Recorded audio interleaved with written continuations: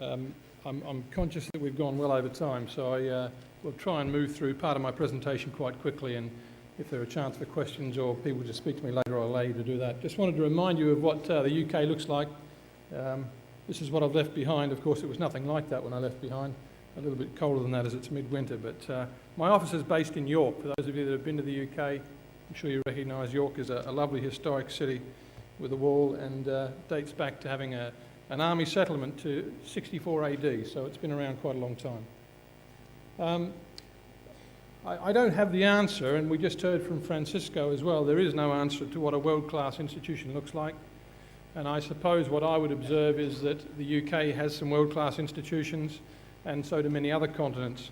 So all I can do perhaps is give you some brief insight into perhaps how we got to where we are, where people will observe that parts of the UK system are world-class.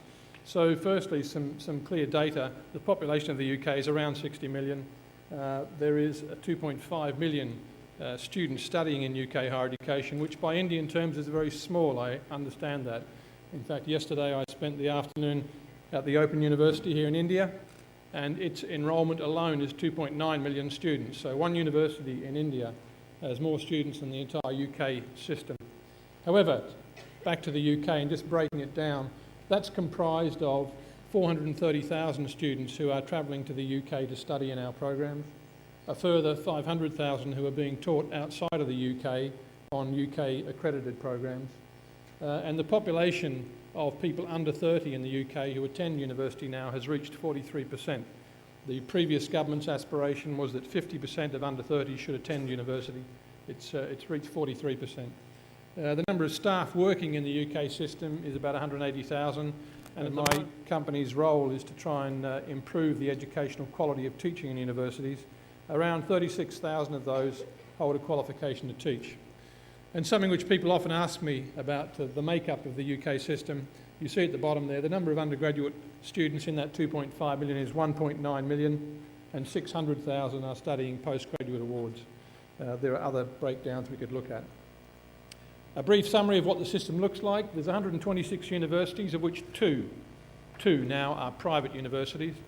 There is considerable debate about whether private or public does exist at all in the UK, now that universities generate a lot of their money from sources other than government funding. But in terms of the way it's described at the moment, there are two private universities.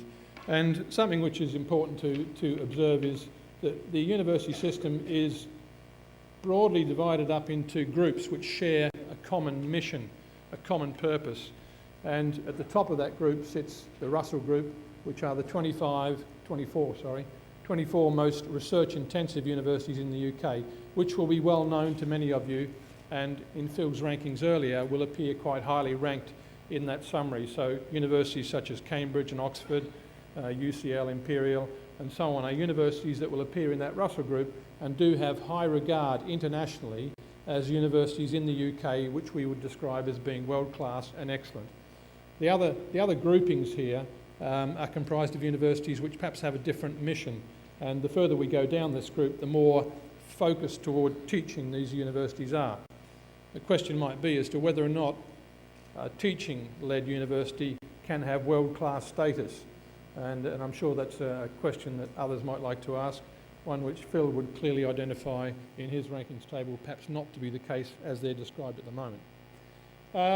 What do governments want? And I don't know what governments want in all countries in the world, but I certainly know that in the UK what governments want from their university system, having funded it for so long, are some of these characteristics. These aren't the only ones, but they want employable students undoubtedly. They also want research outcomes which enhance the economy, and we heard from the speakers earlier that universities producing research which can make a difference, which can produce patents, which can produce licenses, is clearly one of the key features of universities and the reasons why governments and corporations choose to fund research in universities.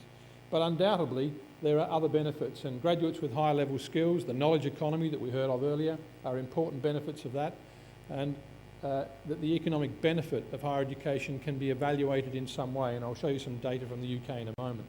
There will be lots of other characteristics we can describe as part of a world-class system. In the UK, there's a bit of a shift happening at the moment. Many of you will be aware of this. The current academic year we're in for the first time ever, English students have been asked to pay considerably higher fees than previously. And in fact, English universities now can charge up to £9,000 per year for UK and European students attending their universities. Prior to this year, it was around £3,000. So there's been a huge shift in the cost of education, and we've heard previous speakers talk about how do you finance higher education. I know the fees here in India are quite low for students, and the government and institutions are covering the cost of that, and that is how the system in the UK was previously delivered.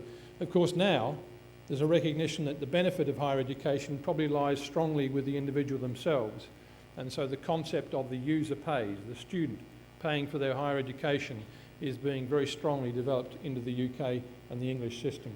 But there are other things going on here as well in terms of higher education in England and the UK. Technology is playing a much bigger role. The use of e-learning, open educational resources, distance learning, and all variations to that. The pace, place, and mode of study are all changing.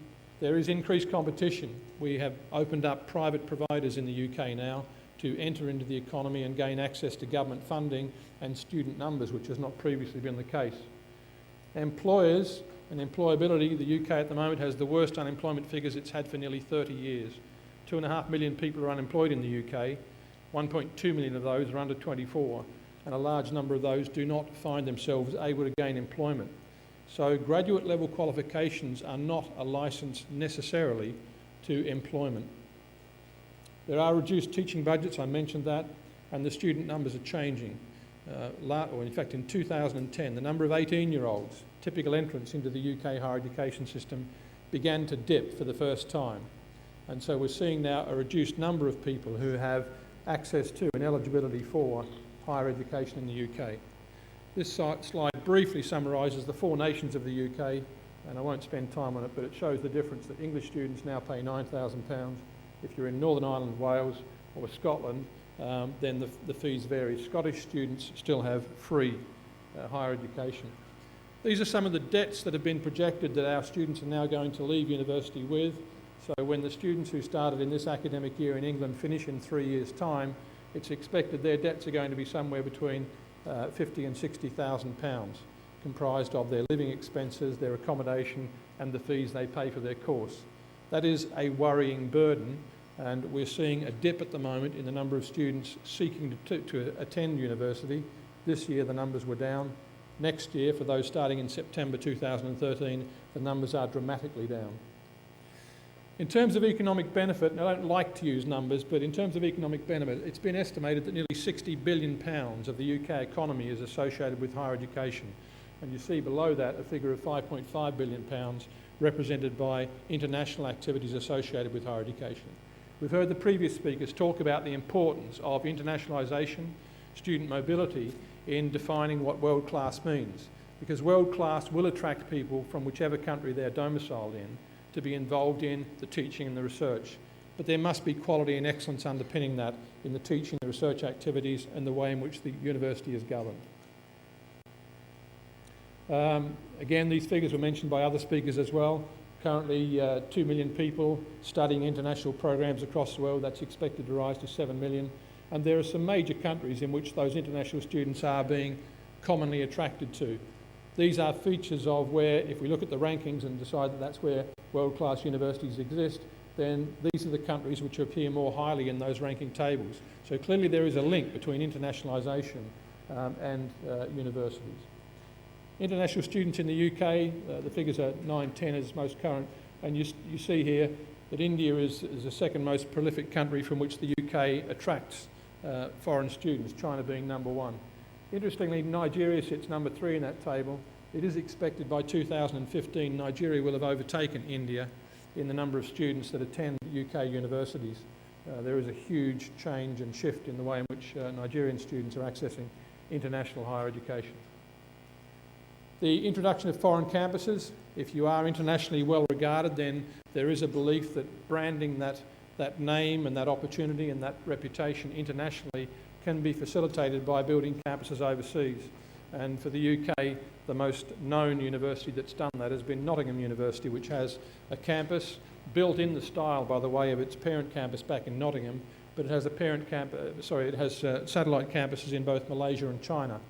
There are, in fact, 24 other universities which have overseas campuses as well, and there are also a number of universities from the USA who are located around the world as part of a brand diversification and shift. Universitas 21 figures that came out last year show university rankings. I use this slide differently in other presentations, but you'll see that the United Kingdom sits number 10 at the moment. So this is trying to summarise the entire higher education system and where does it sit. This is actually a drop for the UK. We've dropped from being much higher up that table in previous summaries. And the main reason for that drop is my point at the bottom here, that we're now 41st out of the 48 countries that were in that table in terms of the percentage of the gross domestic product being invested into higher education. The point being made, Francisco made it as well, is that unless governments invest in higher education, it is very difficult to create and then sustain world-class higher education. So there is a cause for concern at the moment that in the UK, our shift away from government-supported funding into the higher education system may result in a diminution of our brand and a loss of quality focus. When you measure things, you tend to get change. This is just merely a set of summary data which shows what we ask of students annually. All final year students in degree programs in the UK have the chance to evaluate the experience of their 3-year degree program. And there are sets of questions here which I won't go through in detail. This survey's been running for 7 years.